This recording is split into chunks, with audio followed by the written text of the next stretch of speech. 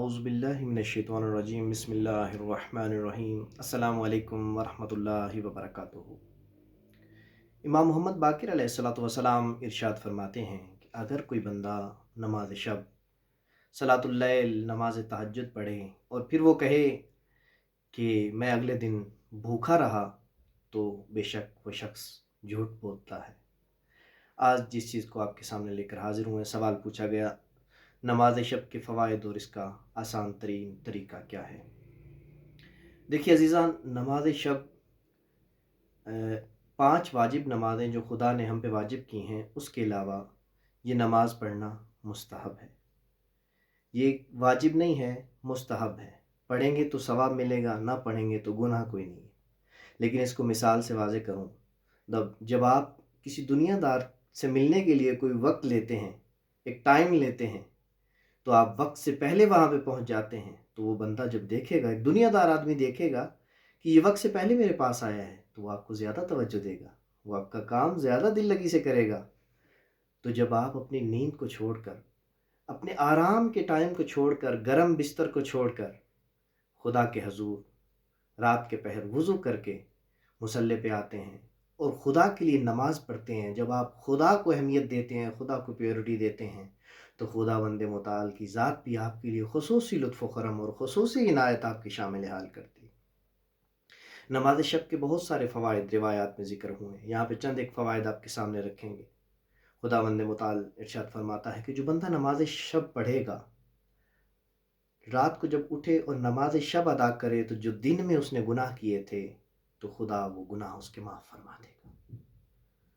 اور نماز کا اثر اور نماز کے قبول ہونے کا جو ہے وہ ہمیں نشانی، علامت، اور نماز کا سب سے بڑا فائدہ یہ ہے نماز شب کا کہ انسان دوبارہ گناہ نہیں کرتا، گناہ کی جانب نہیں جاتا۔ نماز انسان کو گناہوں سے روکتی ہے، اور اس کے علاوہ نماز شب پڑھنے سے بالخصوص معصوم فرماتے ہیں کہ جو بندہ نماز شب ادا کرے گا تو اس کا چہرہ ہمیشہ نورانی رہے گا۔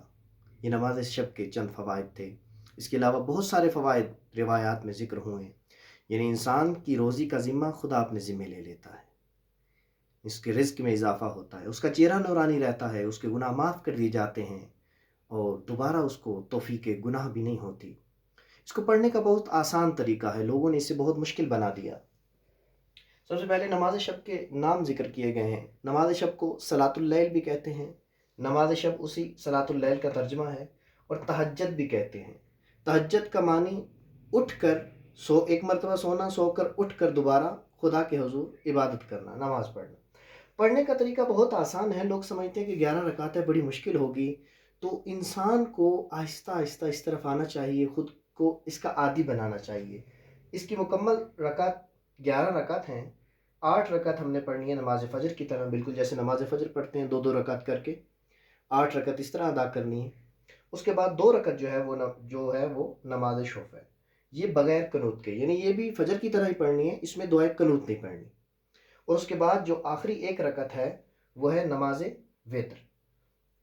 قنوت میں جو ہے 40 مومنین کے لیے زندہ ہوں جو اس دنیا سے جا چکے ہوں۔ یہ بھی سوال پوچھا جاتا ہے کہ مرحومین کے لیے استغفار کرنی ہے یا زندہ کے لیے؟ نہیں، آپ زندہ مومنین کے لیے بھی استغفار کر سکتے ہیں، مرحومین کے لیے بھی کر سکتے ہیں۔ 40 مومنین کا نام لینا ہے، اس کے ساتھ، ان کے نام کے ساتھ ان کے لیے استغفار کرنا ہے۔ آسان ترین طریقہ۔ اگر آپ 11 رکعت نہیں پڑھ سکتے، کوئی مسئلہ نہیں، 8 رکعت بھی نہیں پڑھ سکتے، کوئی مسئلہ نہیں، 2 رکعت بھی نہیں پڑھ سکتے، کوئی مسئلہ نہیں، شروع کیجئے۔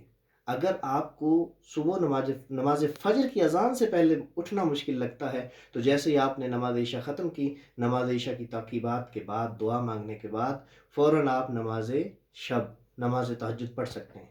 خداوند متعال کی ذات قبول کرنے والی، شروع کیجئے، 1 رکعت سے شروع کر دیجئے۔ فقط آپ اگر 1 رکعت نماز وتر بھی ادا کرتے ہیں تو معصومین کی فرامین میں سے ملتا ہے کہ آپ کی نماز شب ادا ہو جائے گی۔ شروع کیجئے 1 رکعت وتر سے، آہستہ آہستہ 1 ہفتے کے بعد ساتھ میں 2 رکعت نماز شوف ملا لیجئے، آہستہ آہستہ پھر اس میں سے 2 رکعت لیجئے، پھر 2 رکعت، پھر 2 رکعت۔